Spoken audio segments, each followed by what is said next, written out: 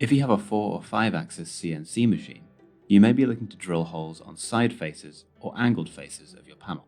This video will show you the steps to do so. On this example panel, there are 8 dowel holes that we want to drill, 4 on the right side of the panel and 4 on the angled face on the other side.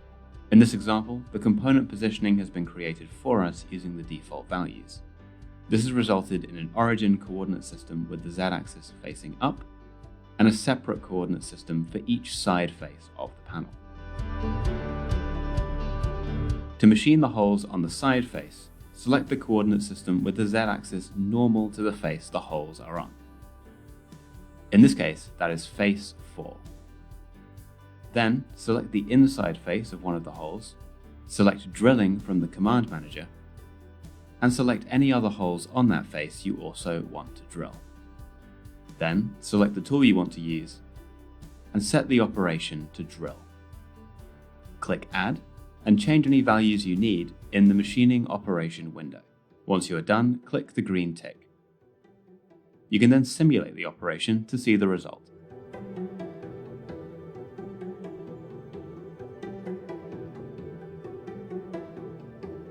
To machine the holes on the angled face, you will need to create a custom coordinate system that has the z-axis normal to the face the holes are on. To do this, right-click the OP0 origin in the tree and click Edit.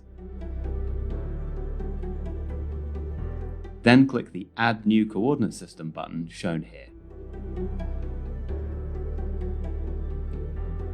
For the origin, select the bottom left corner of the face. And for the z-axis, click the angled face itself.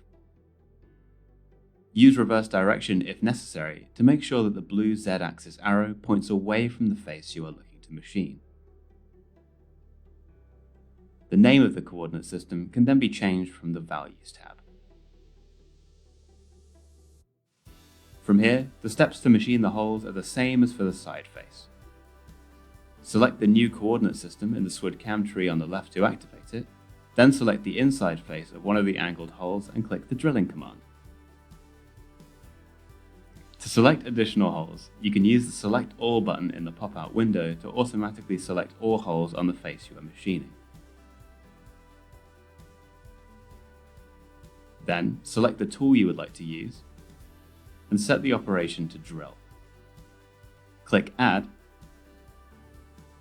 and change any values you need to in the machining operation window.